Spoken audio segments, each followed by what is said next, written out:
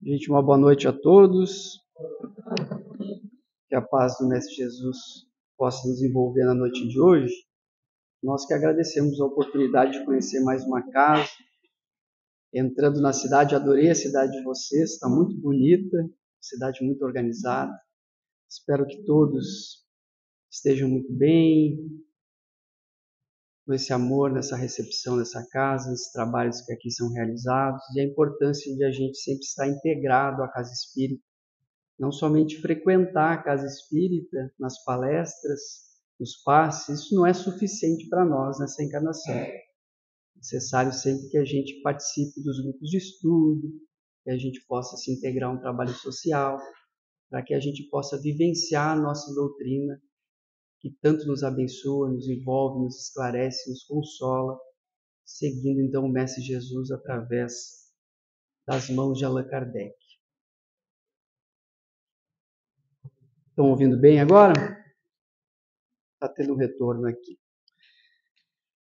O que nós gostaríamos de conversar na noite de hoje é um pouquinho de algo que todos nós passamos ao longo da nossa vida. Todos nós, com frequência, reclamamos da espiritualidade recursos para que nós possamos enfrentar as dificuldades, as privações, as provas que a vida nos oferece. Todos nós passamos, como nós sabemos, pelas provas e expiações da vida. E muitas vezes a gente pede com frequência a espiritualidade, e assim deve ser realmente. Os bons espíritos irão nos auxiliar naqueles momentos em que nós não temos a força necessária para sairmos da situação pela qual nos arrojamos com frequência por nossas escolhas, sejam do passado, sejam de agora. Mas a espiritualidade espera de nós que a parte que nos cabe seja realizada. Nós não podemos colocar na mão da espiritualidade tudo aquilo que faz parte da nossa responsabilidade, não é verdade? Então, às vezes, a gente diz que a gente faria algo além se nós tivéssemos mais inteligência, mais força, mais dinheiro, mais saúde, mais idade, menos idade, se eu estiver aposentado, se eu for mais novo, se eu puder caminhar, enfim. A gente cria subterfúgios para fugir da nossa responsabilidade. E Leon Denis, o grande apóstolo do Espiritismo, para quem não conhece, nós recomendamos que leiam Leon Denis, foi o seguidor de Kardec, o principal continuador de Kardec na França.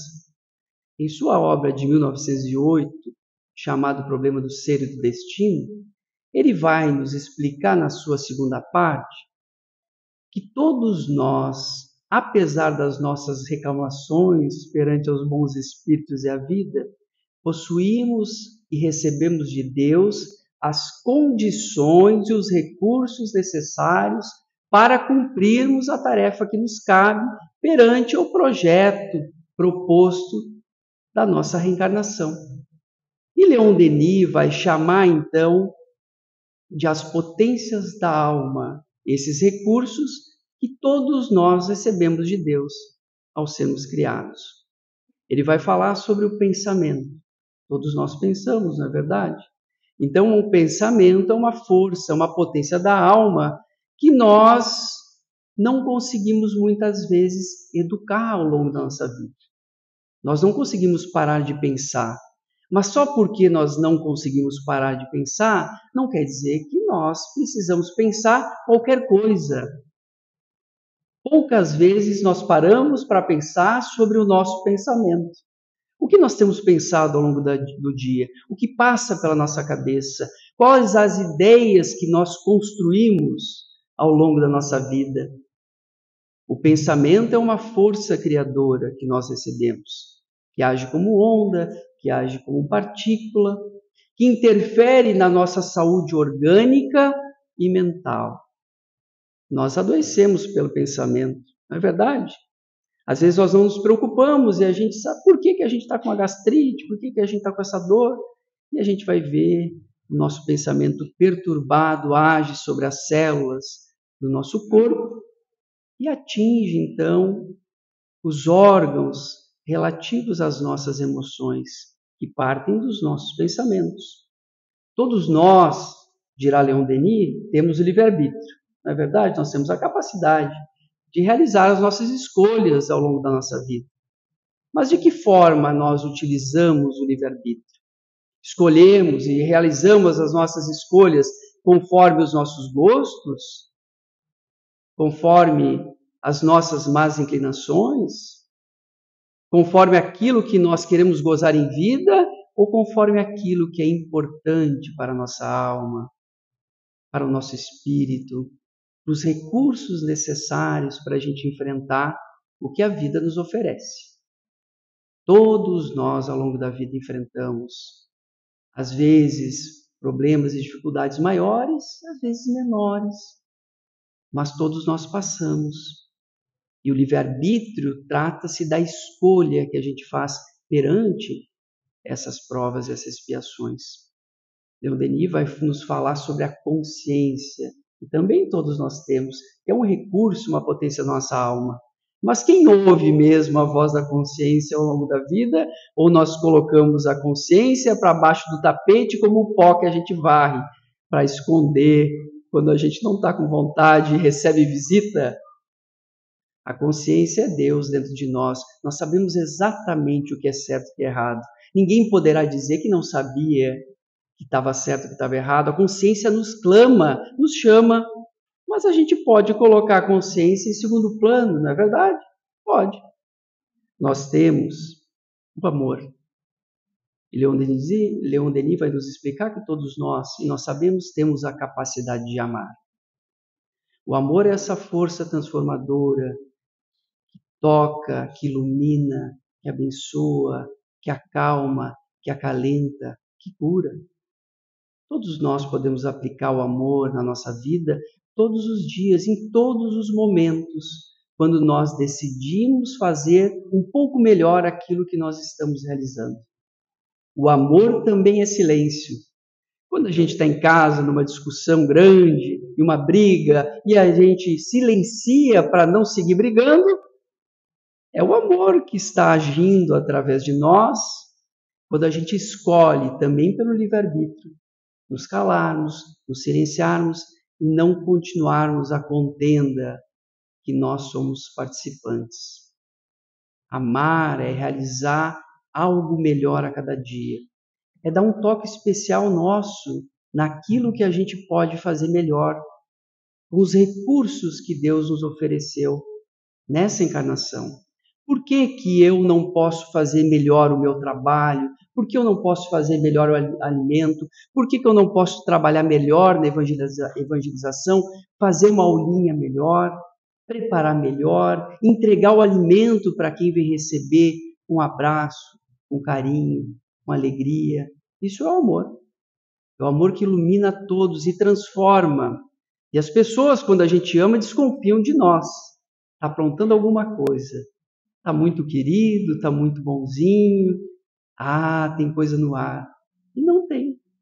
É a gente que decidiu amar um pouquinho mais e fazer um pouquinho melhor. Com isso, além de a gente modificar o ambiente ao nosso redor, nós vamos nos modificando ao longo da nossa vida. Então, à medida que a gente decide amar, a gente transforma também a nossa vida. Mas Leon Denis vai nos dizer que nos falta a principal potência, que ele vai chamar de a potência da vontade.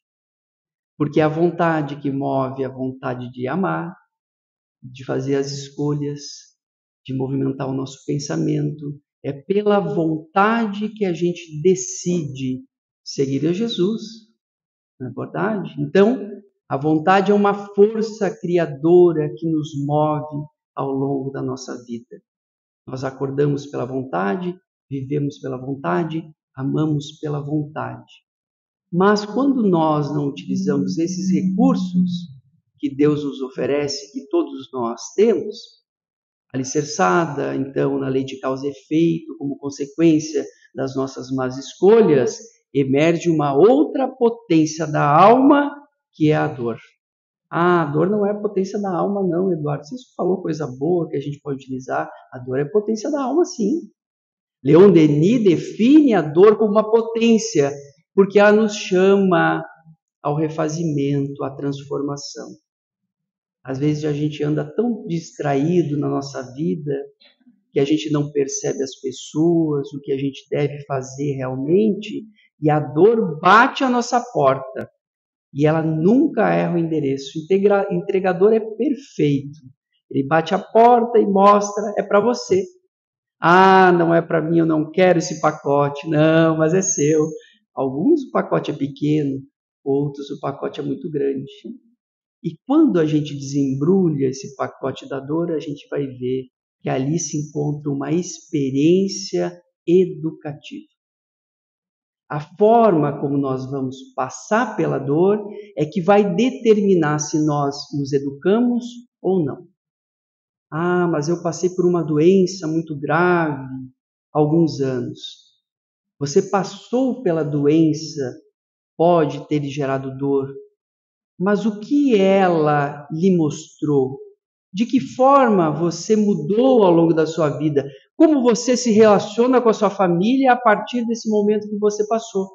Que valor que você dá para a sua vida? Porque a gente tem a memória curtíssima.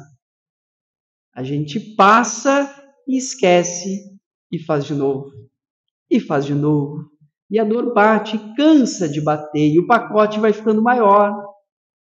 Mas é um pacote que sempre a gente consegue carregar. Ninguém vai receber um pacote de um tamanho maior que não possa carregar. Deus é tão misericordioso e bom que dá o pacote do tamanho exato. Mas a gente pode escolher um pacote pequenininho ou deixar o entregador passar para o vizinho. Se a gente fizer essas escolhas de utilizar bem as potências da alma. Então a dor nos traz um grande aprendizado. Mas como nós podemos superar e enfrentar a dor em nossas vidas? E Dona Ivone do Amaral Pereira, pelo Espírito Leão Tolstói, no livro Ressurreição e Vida, ela vai trazer a história verdadeira. Leão Tolstói, enquanto encarnado, escritor russo, conheceu um conde, que se chamava Conde Dmitri Dolgorukov, mais ou menos pelo ano de 1862. E o conde era muito conhecido na Rússia. Ele vivia na cidade de Kiev. Era um homem bonito, rico, com uma sobrancelha bem espessa, barba fechada, jovem. Ele tinha tudo que nós podemos imaginar dentro da sociedade que qualquer jovem quisesse daquela época. Era famoso, tinha sido escolhido entre os membros da sociedade para que fosse um soldado das Hussars, da guarda de Nicolau II da Rússia. Então era um jovem que as moças ficavam parceiras buscando casamento junto a ele. Mas esse jovem capitão e conde, ele queria mais do que ele tinha.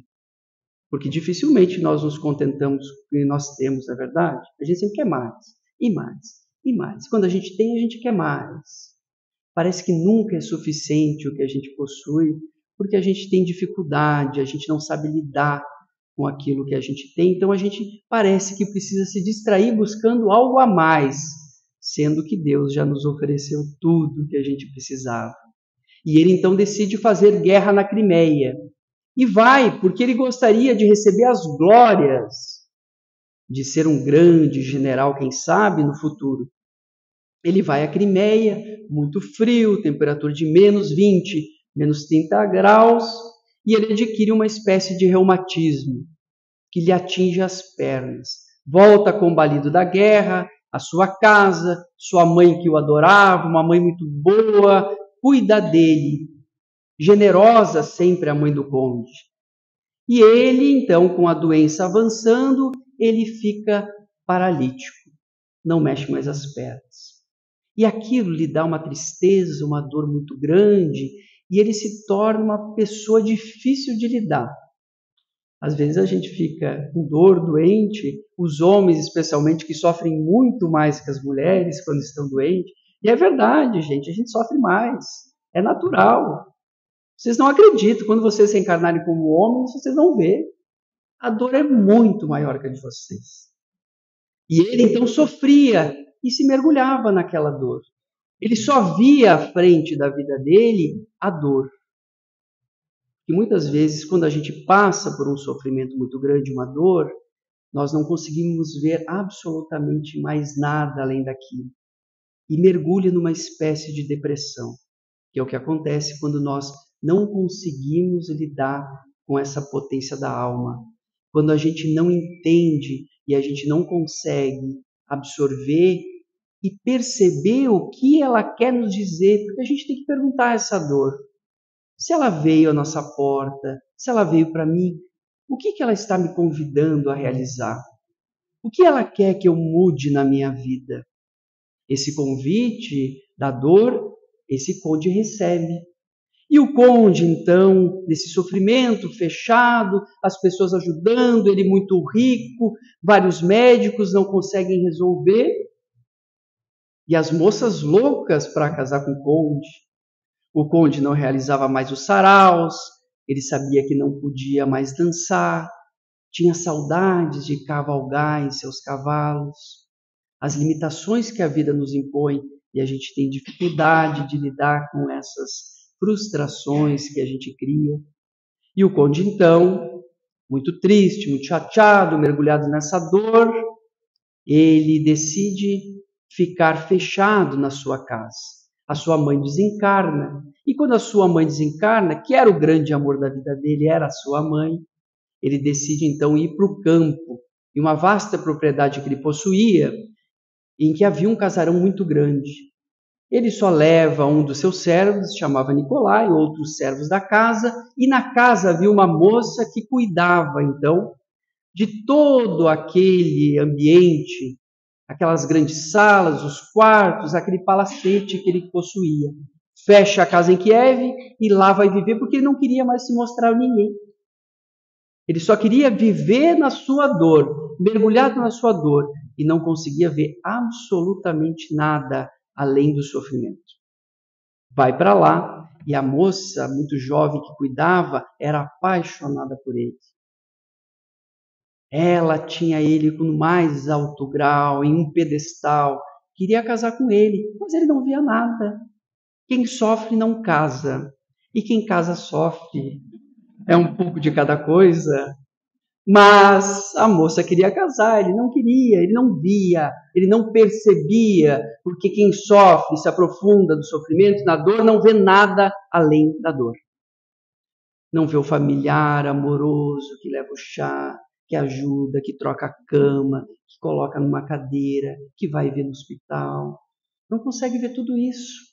Quantas pessoas que nos amam, que nos auxiliam, e às vezes a gente é raivoso, briga, reclama, a gente não consegue ver, a gente não percebe que a vida é maravilhosa e que aquilo é passageiro. Ah, mas a minha doença não tem cura. Não tem cura para o corpo físico, mas nós somos espíritas, acima de tudo cristãos. E Jesus venceu a morte, nos demonstrando a imortalidade da alma.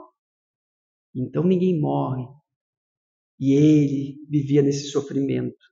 Até que ele faz os negócios, decide administrar as terras, mas não sabia absolutamente nada de administração. Decide vender um feno para longe da cidade, não dá certo o negócio, ele chama o gerente para conversar com ele sobre o negócio, o dinheiro que eles haviam perdido. O gerente se chamava Fedor Fedorevich.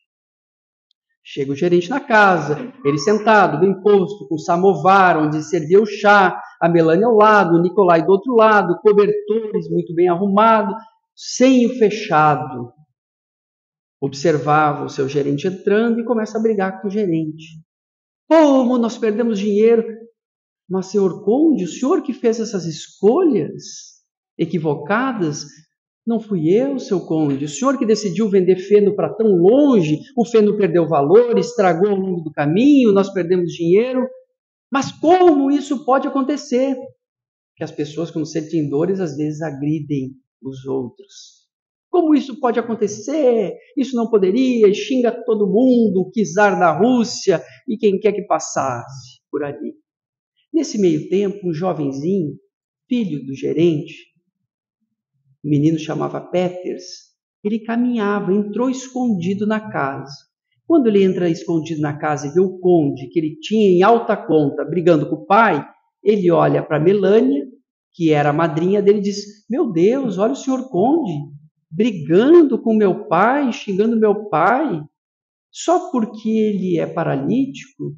Olha o meu irmão, ele não mexe as pernas, não mexe os braços, é resignado. O conde ouve isso enquanto eu brigava com ele e chama: quem é esse menino aqui? Ah, esse se chama Peter Fedorovitch. Chama esse menino que eu quero conversar com ele. Chama o menino assustado, que o conde chama, e o conde diz assim: você falou que tinha um irmão. Eu não sabia que o gerente, o Sr. Fedor, tinha um irmão. Tem um irmão. E o que ele tem? Você disse que ele tem alguma doença? Porque eu sofro muito, afinal eu sou conde. Ele diz: ah, não, meu irmão, veja só, ele não mexe as pernas e não mexe os braços. E o conde diz: ah, não mexe as pernas, não mexe os braços. E o menino diz: sim, é resignado. Mas é resignado. Ah, é resignado porque nunca foi conde. Porque nunca sentiu a dor que eu senti. É o que a gente faz o dia inteiro. Quando a gente está doente, quando a gente mergulha no sofrimento. E a pessoa diz: vamos fazer isso, vamos lá fazer um trabalho social, vamos lá ajudar? Não posso, estou em sofrimento. Mas eu também passei por isso. Ah, mas você nunca passou por aquilo que eu passei. A gente pode dizer: é porque você nunca foi conde. A gente usa essa agora, a pessoa não vai nem saber que você nunca foi conde. Então, ele decide visitar esse doente. Ele diz assim: eu quero visitar alguém que sofre, porque ele é resignado, mas é resignado porque nunca foi conde. E ele vai até a casa, então, de Fedor Fedorovitch no outro dia, toma uma troika, nevava muito. A troika é uma espécie de trenó na Rússia. Ele vai até e é carregado, levado para o segundo piso da casa. Quando ele chega no segundo piso, ele vê o fogo crepitando e um jovem de 20 anos, deitado, só mexia os olhos e um pouco da cabeça. Não mexia as pernas e não mexia os braços. E ele se apresenta: olá, Fedor Fedorovitch. Eu me chamo o conde Dmitry Dolgorukov, dono de todas essas terras, e vim visitá-lo. Ah, senhor conde, que alegria tê-lo aqui na minha casa, recebê-lo aqui na minha casa. Veja só, seu conde, o senhor aqui, um conde? Então, Fedor, me disseram que você, Ivan, você é resignado. O que aconteceu com você? Olha, eu ajudava meu pai, o frio, a umidade. Eu acabei adoecendo. A doença primeiro atingiu minhas pernas, depois atingiu meus braços. Hoje eu não mexo as pernas, não mexo os braços, mas eu tenho tudo o que preciso. És resignado? Sim, seu conde, sou resignado. De certo, porque nunca foi conde. Porque se fosse conde e não mexesse as pernas, você sofreria muito mais do que eu. Porque você nunca foi conde e nunca teve o que eu tive. Ah, seu conde, mas veja só. A única tristeza que eu tenho na minha vida é de não poder auxiliar o meu pai a trazer o pão de cada dia, auxiliá-lo nos tratos com os animais, trazer, ajudar a mãe, ajudar o meu irmão. Mas eu tenho tudo, seu conde. Alguém acende o fogo para mim, alguém me traz o alimento, me cobrem, me trocam, me cuidam. Eu tenho amor dentro da minha casa. Veja, seu conde, eu tenho tudo. Porque na realidade eu não sofro. Quem sofre mesmo é um amigo meu, chama Tito Gerkov. Tito Gerkov, sim, esse sofre muito mais do que eu. Veja só, ele não mexe as pernas e é cego. Não mexe as pernas e é cego. Isso é possível? Sim, não mexe as pernas e é cego. Mas é resignado, muito mais do que eu. Ah, de certo, porque nunca foi conde, pensa o conde, porventura. E o conde, então, algo constrangido, vendo aquele jovem, ele tira da carteira 20 rublos e coloca em cima da mesinha ao lado. E o Peters: olha só o conde, que alegria, deixou 20 rublos para você. Peters, vá comprar um apito para chamar as galinhas, compre um lenço novo para a mãe e um sapato novo para o pai. E para você, Ivan, o que eu compro? Para mim, nada, porque eu já tenho tudo. Diz o menino deitado que só mexia a cabeça e os olhos. Para mim, nada, porque eu já tenho tudo. E o conde fica com aquilo na cabeça. Para mim, nada. Eu já tenho tudo? De certo, porque nunca foi conde. E aí ele decide visitar o outro doente, então. Chegando à casa de Tito Gerkov, ele é então carregado mais uma vez. Na frente da casa, lixo se acumulava, neve, as janelas quebradas, a casa, as madeiras, as calhas entupidas, e ele entra a casa. Uma casa decrépita, o fogo aceso e um homem sentado à frente da lareira, com a roupa rota, não mexia as pernas e era cego. E ele se apresenta. Olá, Tito Gerkov, venho visitá-lo. Eu sou o conde Dmitry Dolgorukov e venho visitá-lo aqui. Quem disse era o Ivan que você sofria, que você era cego e não mexia as pernas. Olá, seu conde, que alegria recebê-lo aqui. Pois então, eu conheci seu pai também, servi também na Guerra da Crimeia. Fiz guerra na Crimeia, a doença atingiu primeiro as minhas pernas e depois atingiu os meus olhos. Hoje não mexo as pernas, não mexo os olhos e sou feliz. Não mexe as pernas, é cego e é feliz? Sim, veja só, seu conde, eu tenho tudo. Tem alguém que vem aqui acender o fogo, me traz um alimento. As crianças que eu carreguei no colo, tão pequenas, hoje são meus amigos, me trazem tudo aquilo que eu necessito. Não me falta nada, eu não enxergo mais. Mas eu prefiro não enxergar do que ver as mazelas do mundo. Veja só, seu conde, eu não sofro, eu tenho um amigo que sofre muito mais que eu. Ah, é? Muito mais! Ele se chama Elias Peterov. Elias Peterov, nunca ouvi falar. Veja só, seu conde, ele sofre muito mais. Ele é cego, surdo e mudo. Cego, surdo e mudo? Sim, cego, surdo e mudo. Ah, ele não sofre mais do que eu, porque de certo nunca foi conde. Mas ao ver os doentes, ele começa a mudar um pouco o seu pensamento. Porque ele começa a perceber que aquele sofrimento que ele tinha talvez não fosse o maior sofrimento do mundo. E que talvez a dor que ele passasse não fosse a maior. E que talvez o sofrimento fosse uma escolha que ele estivesse fazendo em vida. Porque nós escolhemos sofrer. É difícil a gente dizer isso. É difícil a gente dizer que uma pessoa que esteja passando por uma doença escolher sofrer. A dor é natural. Permanecer na dor é uma escolha que nós realizamos. Nós podemos estar extremamente doentes. A gente pode acompanhar no hospital de doenças terminais pessoas felizes, resolvidas, aceitando a situação, amorosas e agradecendo a Deus a oportunidade que tiveram nessa vida de ter tudo aquilo e de vivenciar essa experiência. E pessoas que têm uma unha encravada e que reclamam o dia inteiro da vida. Então a vida é feita de escolhas e a dor também. E ele decide então visitar Elias Peterov. Mas antes, ele abre a carteira e deixa 60 rublos. Dobra a oferta. Quando ele vê a dor, ele abre a carteira, olha que beleza. E aí ele abre e coloca o dobro. E ao colocar o dobro, pergunta, olha Elias, o conde, tão generoso, deixou 60 rublos, que era uma quantia grande para a época. E pergunta, Tito Gerkov, o que nós compramos para você? Olha, primeiro vai comprar uma peliça para a vizinha, compra uma bota nova para o Zacaria. O Zacaria é um mendigo que mora na rua e cuida de mim à noite. Ele vem dormir comigo toda noite. Então eu quero que ele receba uma bota nova, porque ele molha a bota, coitado, e fica com a bota molhada. Então compre uma bota nova para ele, o Zacaria vai ficar muito feliz. E para você, Tito? Para mim, nada, porque eu já tenho tudo. Para mim, nada, porque eu já tenho tudo. Ele vai visitar então o Elias Peterov. Chegando na casa de Elias Peterov, a mãe dele o recebe. E a mãe exalava álcool, bebia e diz assim, olá, quem é o senhor? Eu sou o conde, dono de todas essas terras, vim visitar seu filho, Elias Peterov. Ah, Elias Peterov, aquele traste, aquele jovem, aquele só me dá trabalho, é uma tristeza da minha vida. Veja só, não pode trabalhar mais, come, como come, e grita e chora. Porque quando ele sofreu um acidente em uma fábrica de álcool, ele ficou assim, com uma espécie de retardo, não responde mais, mas como come? E eu sou a pessoa mais infeliz do mundo, porque não posso trabalhar fora.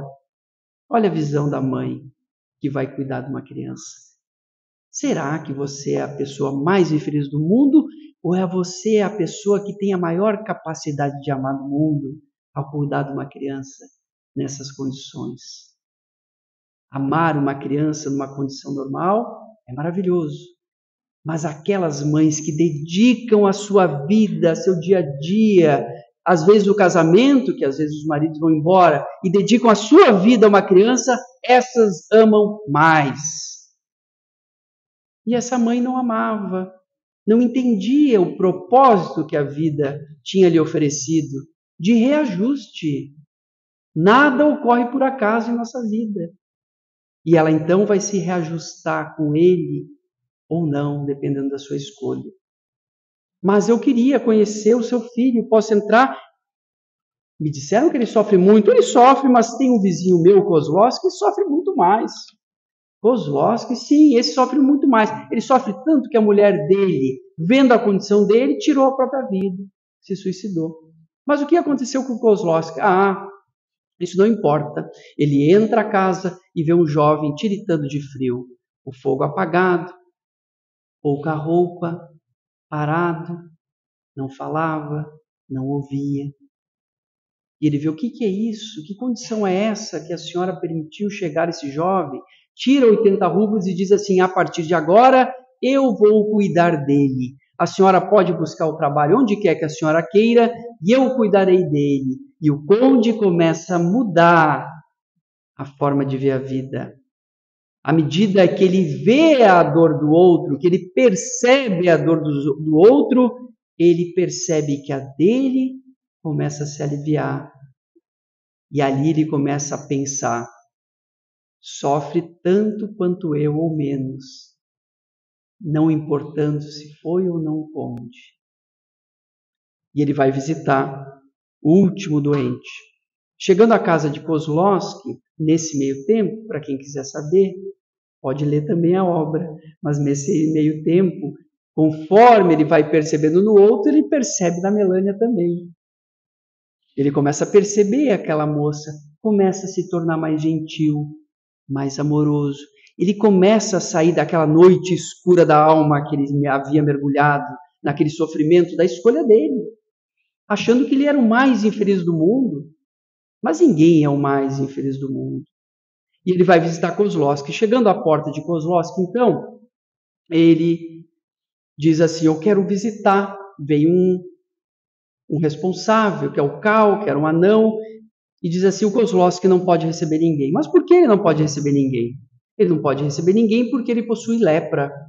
Ele é o leproso. E o conde diz assim: eu sou conde, nunca vi um leproso. Como conde, eu quero ver um leproso. Posso vê-lo? O senhor não pode entrar. Mas eu sou conde. Como conde eu posso tudo, eu sou dono dessas terras, gostaria de vê-lo, e ele também, de certo, gostaria de me ver e de me receber. Vá perguntar a ele. Vai lá, fala com o Kozlowski, volta o Petros correndo, volta o Cal correndo, diz: ele vai recebê-lo. Nesse meio tempo, Allan Kardec já havia lançado o Livro dos Espíritos, quase toda a codificação, e a Revista Espírita, a partir de abril de 1858. Então, já era divulgado a doutrina espírita. E muitos dos periódicos haviam chegado a esse antigo farmacêutico que se chamava Kozlowski. E ele lia acerca da imortalidade da alma, da lei de causa e efeito, da comunicabilidade com os espíritos.